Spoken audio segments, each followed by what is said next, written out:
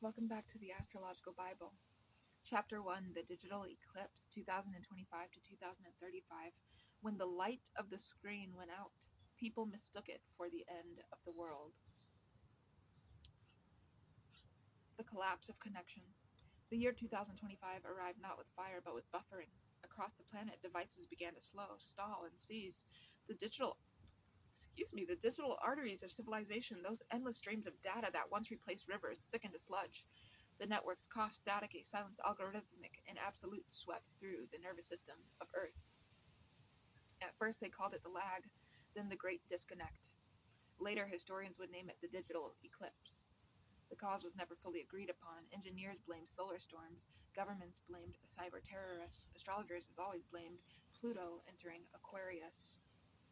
An epochal transit marking the rebirth of the collective through destruction. The science and the superstition fuse seamlessly because by that point they become the same thing. The first blackout lasted 47 minutes, the second lasted 3 days, the third never ended. By 2026, every major social platform went dark, not from failure but decree. The Global Network Security Accord, signed under the guise of public mental health, enforced a planetary shutdown of non essential digital interaction. Hashtags became historical artifacts. Influencers went extinct overnight. Governments rebranded the silence as the cognitive reboot. It was, in essence, a spiritual quarantine. The withdrawal years.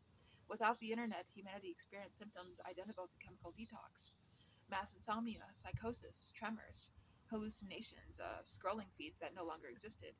In major cities, people reported hearing phantom notifications, tiny pings echoing from nowhere. Psychiatrists diagnosed it as phantom feed syndrome, PFS, a digital tinnitus of the soul.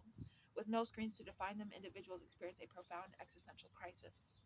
Who am I, they ask, when I am not observed? Governments issued identity patches, temporary QR codes. Citizens wore like dog tags to maintain a sense of verification. Street walls filled with paper selfies stapled by desperate hands declaring, "I was here."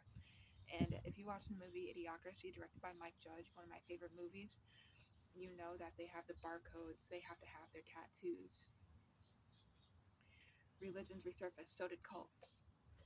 Astrologers found themselves in sudden demand again. Without data and analytics to forecast behavior, people turned to the only system left that still claimed to predict chaos. The zodiac revival began. Birth charts replaced social media profiles. Horoscopes were printed in mass and mailed by courier like rationed hope.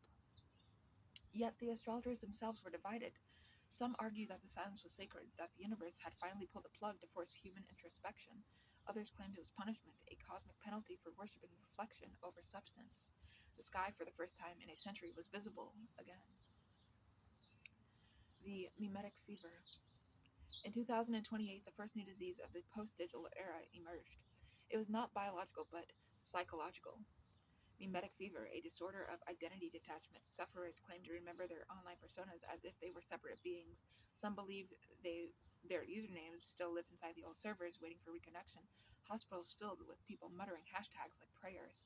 Medical journals described it clinically as the viral persistence of the self. Astrologers described it poetically as Mercury in retrograde of the soul.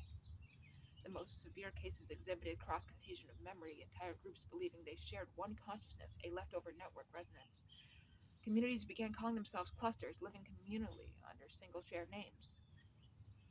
The stars, once metaphors for personality, now represented literal fragments of distributed mind. Humanity had become a constellation of delusions. The offline generation. By 2030, children born after the collapse had no recollection of the internet. They spoke differently, sentences without comparison, conversations without performative cadence.